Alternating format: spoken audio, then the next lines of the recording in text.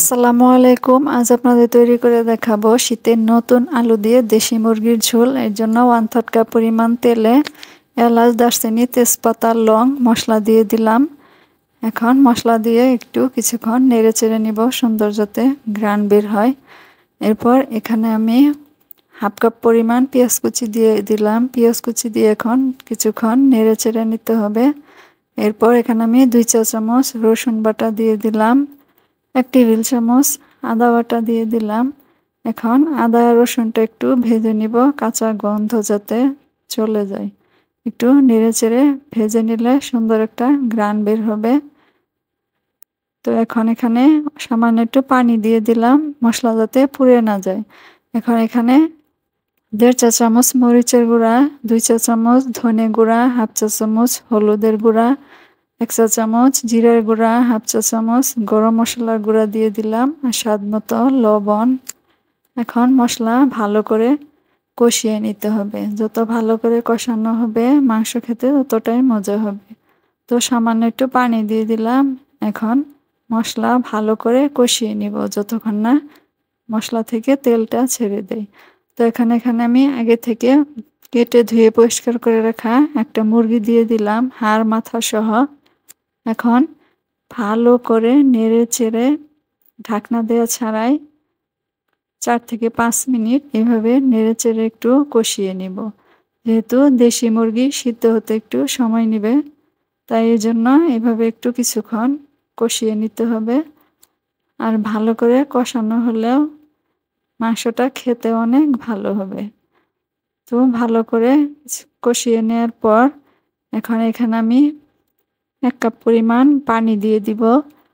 তো পানি দিয়ে এখন আবারও ভালো করে একটু নেড়ে চেড়ে ঢেকে আবারও কিছুক্ষণ রান্না করে নিতে হবে। চুলার আঁচটা মিডিয়ামে রেখে ঢেকে রান্না করব মাংসটা যতক্ষণ না ভালোভাবে একটু মাখা মাখা হয়ে আসে। আর অফ ক্যামেরায় 2-1 বার নেড়ে দিতে হবে, তলায় যাতে লেগে না যায়। তো রান্না করার পর এখন এখানে আমি আগে থেকে কেটে রাখা শীতের নতুন আলু দিয়ে দিলাম। আর মাঝখান দিয়ে কেটে দিয়েছি, আলুটা একটু বড়। এখন আলু দিয়ে আবার একটু নেড়েচেড়ে ভালো করে ঢেকে আবারও কিছুক্ষণ কষিয়ে রান্না করে নিতে হবে। কিছুক্ষণ কষিয়ে রান্না করলে আলুটাও একটু সিদ্ধ হবে আর মাংসটাও একটু সিদ্ধ হবে। তো এখন ঢাকনাটা খুলে নিচ্ছি।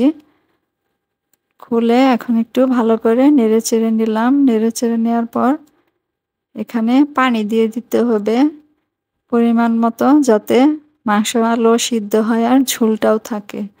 তো এখানে আমি পানি দিয়ে দিব 2 কাপ।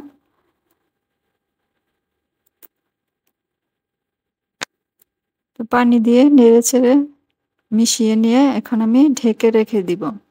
ঢেকে রেখে আবারও কয়েক মিনিট জাল করে রান্না করে নিব। আর এর অফ ক্যামেরায় 2-1 বার নেড়ে দিব। তো ফিরে আসবো মাংসটা যখন সিদ্ধ হয়ে যাবে। তো ফিরে আসলাম মাংসটা সিদ্ধ হয়ে যাওয়ার পর এখন ঢাকনাটা খুলে আবার একটু নেড়ে চেড়ে নিব।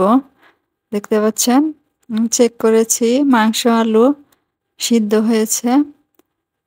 তো এখন এখানে আমি আবার একটু মশলা দিয়ে দিব। দেখতে পাচ্ছেন আলুটা সিদ্ধ হয়েছে। আর এই মাংস রান্নাটা গরম ভাত দিয়ে খেতে খুবই ভালো লাগে, চাইলে রুটি দিয়েও খেতে পারেন। এখন আমি 1 চা চামচ ভাজা জিরার গুঁড়া, 1/2 চা চামচ গরম মশলার গুঁড়া দিয়ে দিলাম। তো দিয়ে এখন আবারও ভালো করে নেড়ে চেড়ে মিশিয়ে নিচ্ছি।